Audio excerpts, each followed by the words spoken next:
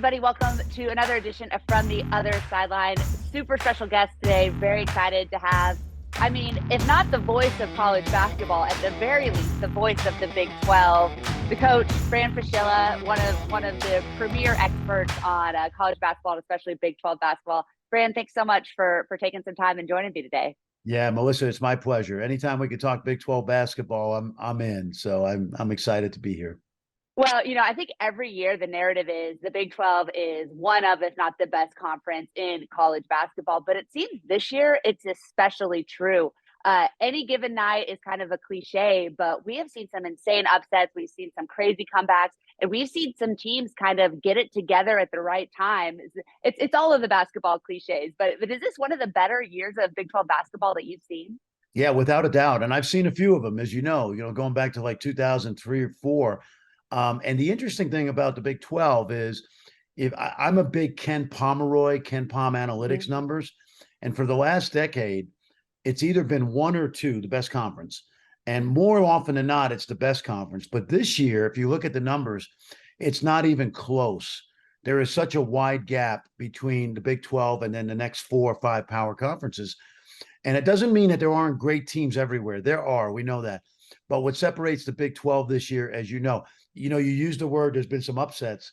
I kind of almost think that there's no upsets in this league. It's true.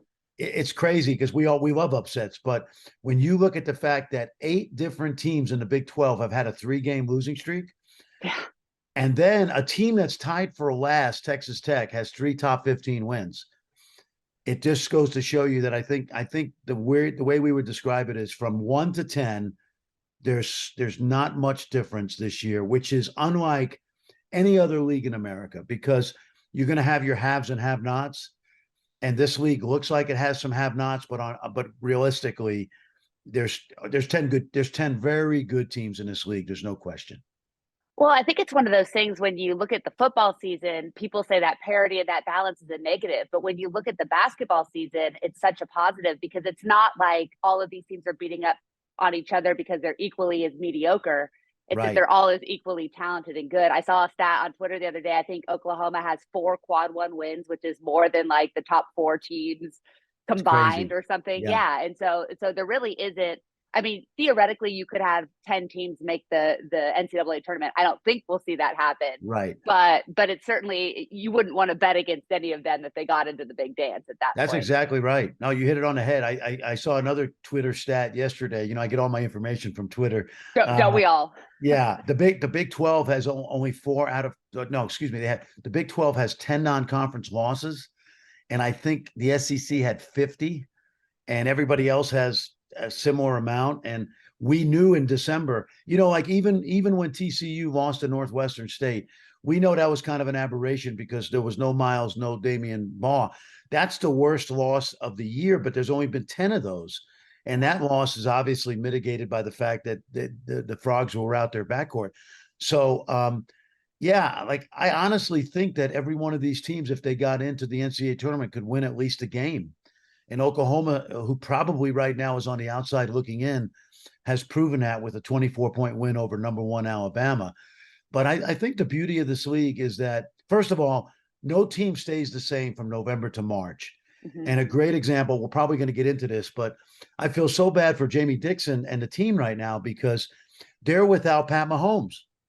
Their Pat Mahomes hopefully is back in the lineup Saturday. And I know, and that when TCU is full and whole, that they could get to a Final Four. And I think you could say that about 5 or 6 of the teams in this league. K-State hit a bump, and now they're gonna come home on Saturday against It's just crazy. Like I just know this. I'm saying a lot, but all I know is I can't wait for Kansas City. Yeah, right. I can't wait for the tournament because it doesn't matter Wednesday, Thursday, Friday. It's going to be madness. Oh, it's going to be an amazing couple of days of basketball. You talked about teams that are kind of coming into their own, and I obviously want to spend a lot of time on TCU, but I'd be remiss not to bring up Baylor and what they've been doing over the last 2 weeks. When the another cliche is the veteran guard play in March, right? Well, Baylor has they have this veteran guard, but then they also have this super young superstar. Unfortunately for the rest of the conference, it looks like Keontae George is starting to really figure it out. They have to be considered one of the favorites to win it all in Kansas City, right? Oh, well, and I think one of the favorites to win it all. Yeah. because we have like 15 or 20 teams, I think, in college hoops this year.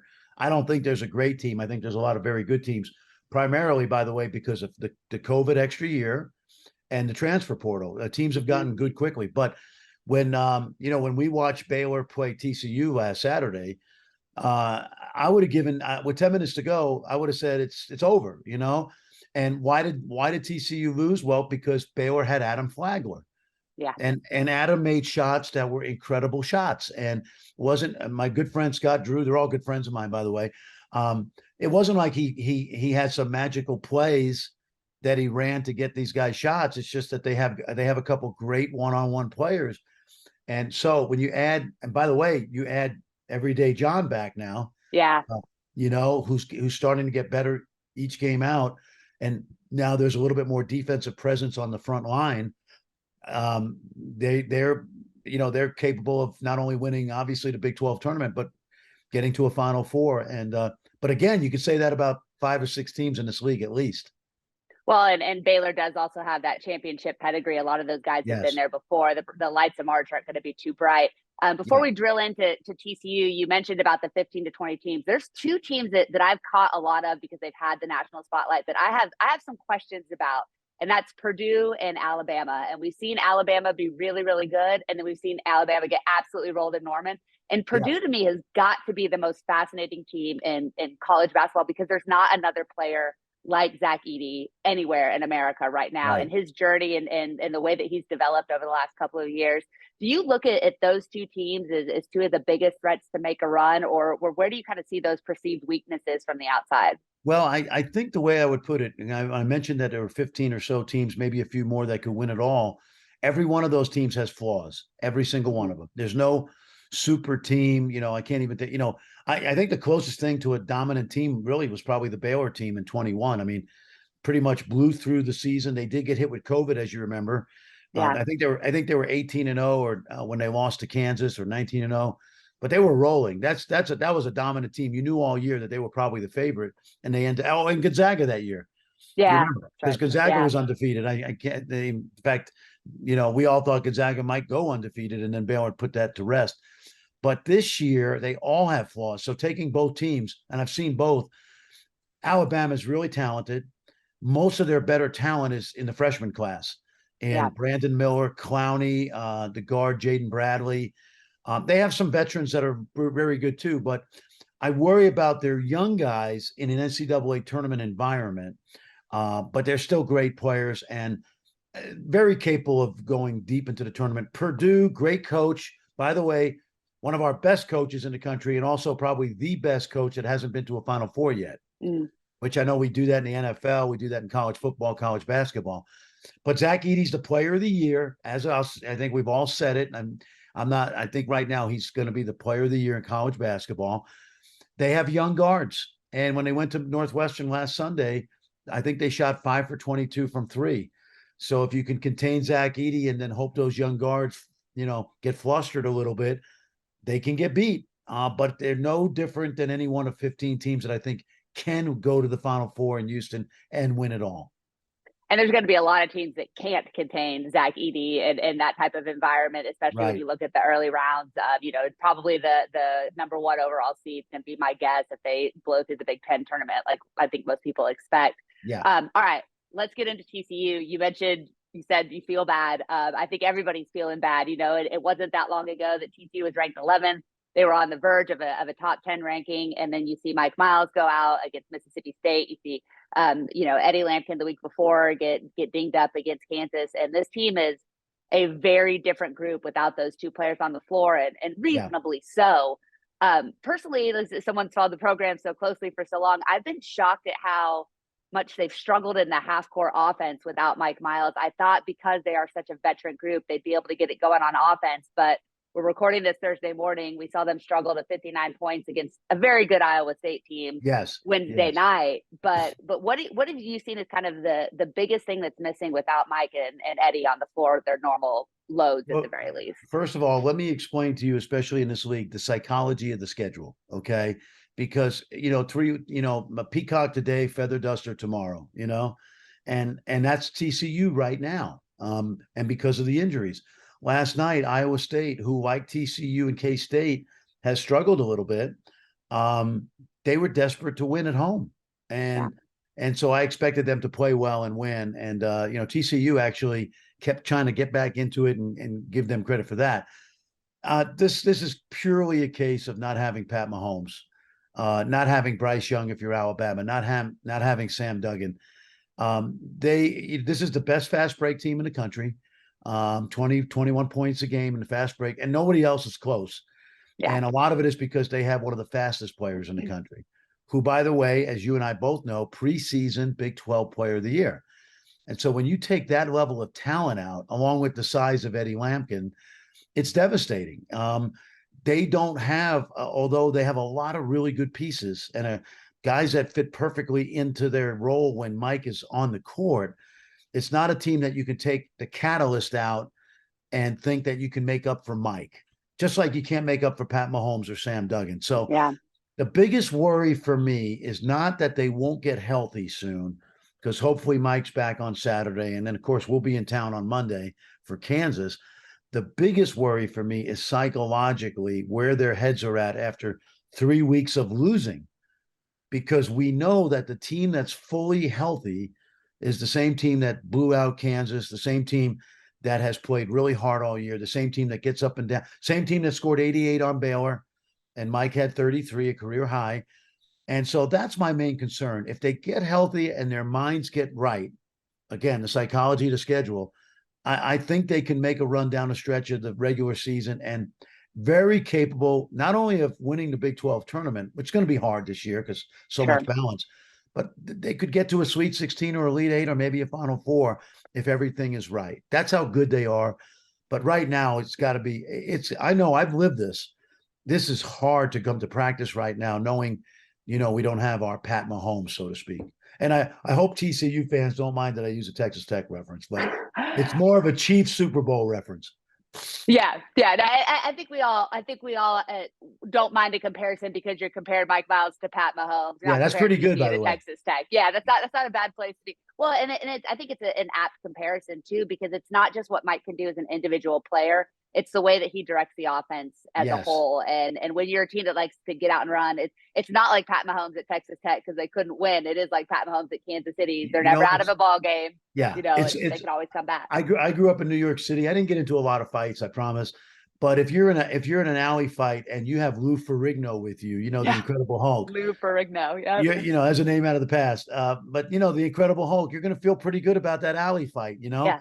And when you don't have Mike out there, it's really like not, it's he's your guy, and the players know it too, and they look over him in street clothes and they're trying hard and they're well coached. But now, and again, they probably could get away with winning some games in a different league. Yeah. They should have beat Mississippi State on the road without Mike essentially, and took that team to overtime. And that team, that team's in the middle of the pack in the SEC. So the sad part about not having Mike is not so much that they're struggling, is that they're struggling in the best league in the country. Yeah.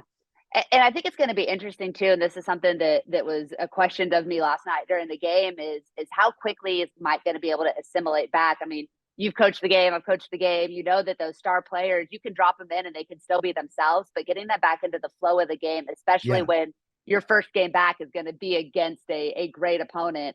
Do you think there's going to be a lot of time to really kind of get things back rolling? Or do you think Mike can kind of drop in if he plays Saturday and get this team back on track?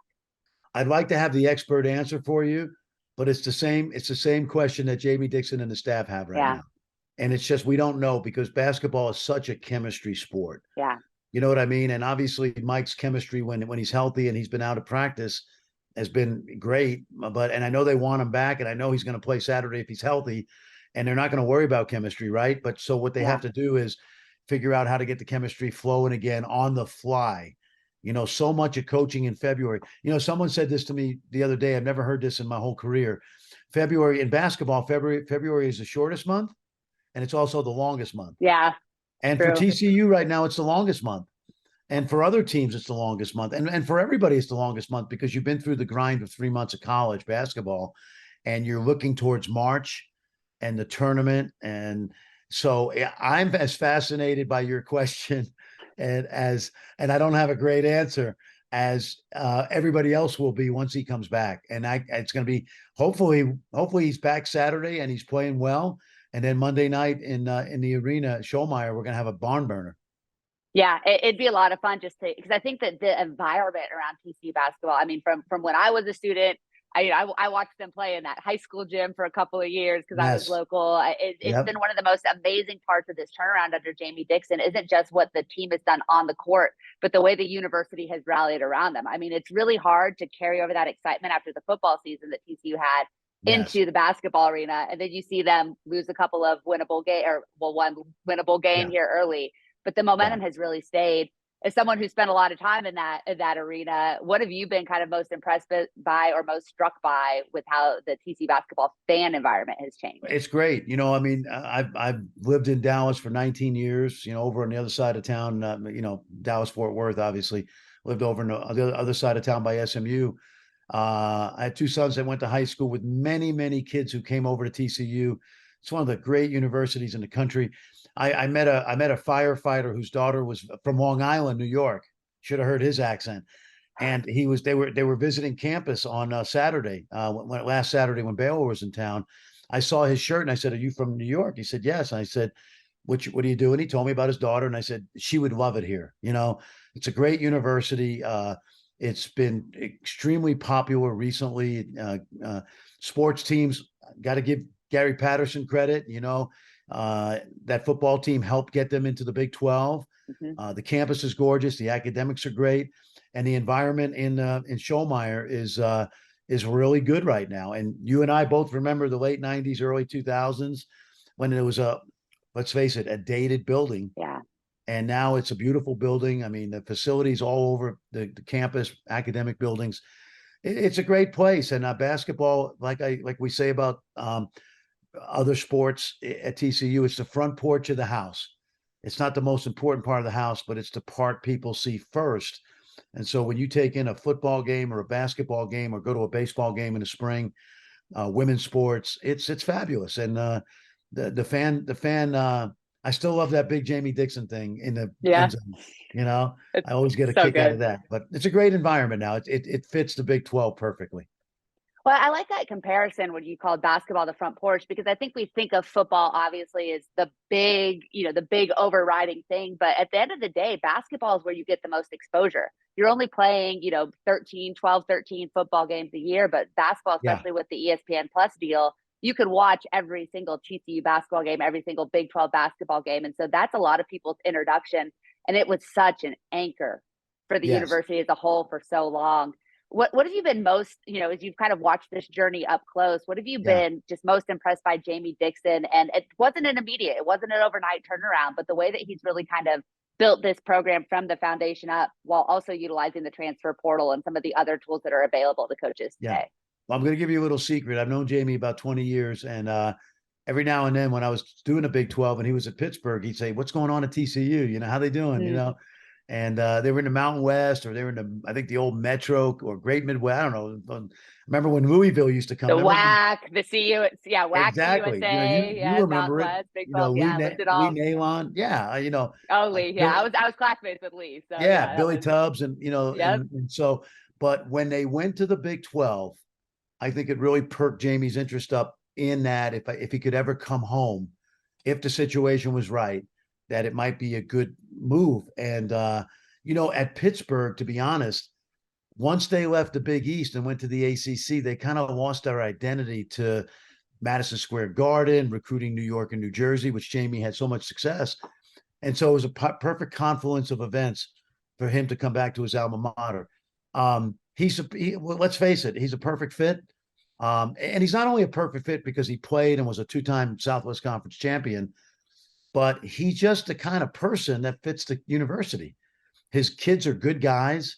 There's no nonsense. You don't hear about them getting in trouble very often. I think Desmond Bain, I'll say this because I got to know Desmond his freshman year and we've remained good friends. Desmond Bain might be the best human being I've ever met. Mm-hmm. I agree. If he's not, he's in the top 10. And so when you have those kind of people, Mike's quiet nature, but he's a good kid. Micah Peavy's a good kid. You just go down the line. Eddie Lampkin's big smile.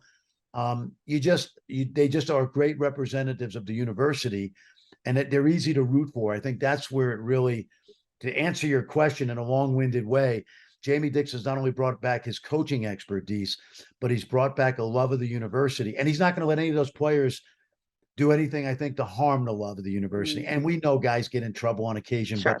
for the most part, I think they've really handled themselves as good people on campus, and they embrace the TCU spirit. That's the best way to put it. And it's been awesome to see some of those guys graduate that have developed under JB. You mentioned Desmond Bain, obviously, and such a great representative of TCU, out in the NBA now. You've got Kenny Hustle, Kendrick Williams, who really became a star when Jamie Dixon got to town. And then RJ Nembhard, too, who is a part of that Cavaliers organization, and they're having such a great season. They carry themselves with the type of professionalism and the type of grace and class that you would want to have that TCU name attached to. And that, I think, is a great point of what Jamie Dixon means to TCU and TCU basketball beyond just getting this program back into the win column. We've talked about Mike, we've talked about Eddie, and obviously those are the big names. Who's one guy that you think really needs to kind of step up and take a step forward for TCU to be successful down this home stretch of the regular season into the Big 12 tournament and the NCAA tournament? Well, they've got a lot of really good role players. I mentioned Micah Peavy. Xavier Cork is a terrific role player, better than people think. Yeah. And I think because of the recent slump, if you will, I think it's Damian Baugh. And the reason I say that is because I love co-pilots in basketball. I love two guys that can handle the ball. I always jokingly say, Melissa, if you were getting on a flight from Dallas to Paris right now and there was only one pilot, you would not get on that plane. Probably not. No, yeah. No, I don't know. Paris does sound really nice right now, but I don't know if it's a risk I'm willing to take. No, you wouldn't. You worry about the pilot having a heart attack, right? And then, but God forbid. No, I think it's the same way with co-pilots in basketball. And I think when Mike comes back, takes a little bit more pressure off of Damian, who is a terrific player. But I think he's tried, in my opinion, as an analyst, so hard to keep the ship afloat. And it's not easy because, again, what Mike's value to the team is. So I think Damian's going to get back into a comfortable spot with Mike back. And I expect him to play really well the last 3 weeks of the season, on into the tournament. But that's the guy that I think will pick his game back up when Mike gets back, honestly. I think that's a great point. We look at Wednesday night up in Ames, and Mike had a great game. He's really done a great job kind of filling the role. But I think we've seen Emmanuel Miller and Damian Baugh really suffer without the threat of Mike Miles on the floor and without Eddie Lampkin kind of there to draw the attention. Iowa State clogs the paint in a way that you can do when you are a terrible three-point shooting team, which TCU is, and when you only have one real threat to drive. And give credit to Hada Wells, who I think has stepped up from a scoring output, but without Mike on the floor, those guards are a lot less dangerous in transition and in the half court set. Well, and I think this, I'll add to what you just said.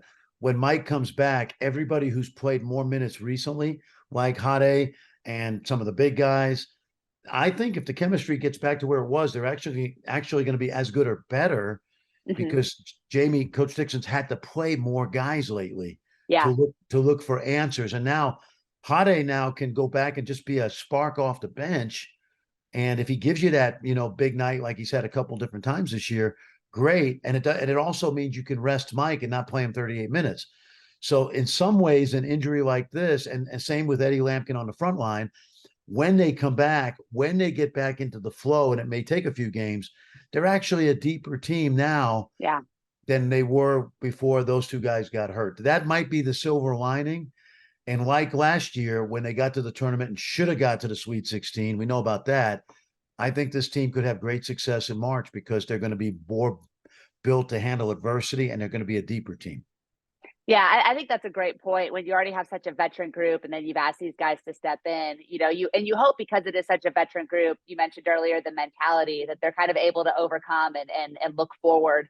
You segued me perfectly into kind of the final question. We are, just a couple weeks from the start of March Madness. And I think that we were looking at an almost guaranteed top 4 seed for TCU 2 weeks ago, whereas now they're maybe on that bubble where they could fall between 4 and 6. Where do you see TCU kind of landing in that season, and how much is that going to matter? Or is this team, if they're healthy and playing well together, going to be able to overcome maybe a lower seed than anticipated? Well, it's going to matter to the teams they play because once TCU's healthy, if they're a 6 seed, the 3 seed is going to be. This is not a typical 6 seed. This is Yeah. a. So it actually in a strange way might help them early in the tournament get through the first 2 rounds because they're probably if they're seeded according to their record, they're going to be seeded 5 or 6 at the moment. I haven't seen Joe Lenardi today on what he's got, but my point is, we know that when they're whole, they're a 3 or 4 seed. So again, this actually may help them in the tournament because they're going to be seeded lower than we know they're capable of playing when they're whole. So I think right now, rather than worry about that, I think if you're a Frogs fan, you got to say, let's just play well the last 2.5, 3 weeks of the regular season. Let's get to the tournament in Kansas City. Let's get to the semis. Let's maybe get to the final. Let's have some momentum going into March. And then wherever they're seated, they're going to be tough to knock out. I would be very disappointed if they're not a Sweet 16 team. And now once you get to the Sweet 16, they're certainly capable with their defense and Mike and the fast break. There's no reason. I would not be shocked if they're a Final Four team. But again, this is a year, Melissa, I could say that about 15 teams. Yeah, I think that's true. And I think that's too where the Big 12, being in the Big 12 can help them a little bit, even if they aren't quite have the record that people can look at and say, oh, the injuries. You brought up one other thing that I do want to ask you about. We talk about the fast break points, 21 points per game. When you get into March, it's playoff basketball, right? It's the same thing you see in the NBA is teams want to slow the game down. Do you think TCU is going to be able to get out and run if they're healthy as effectively as they have in the regular season because they do play in such a tough conference? Will that translate, or are they going to have to figure it out in the half court a little bit? Well, they'll have some depending on who the matchup. But I'll tell you, like the one thing about TCU, even like they've been built to grind it out. Yeah, they can grind it out. Their defense grinds you out. Their offense in the half court with guys that can get downhill, even in the half court, especially with an extra driver like you mentioned with Mike back. But they'll also be able to get out and break a game open.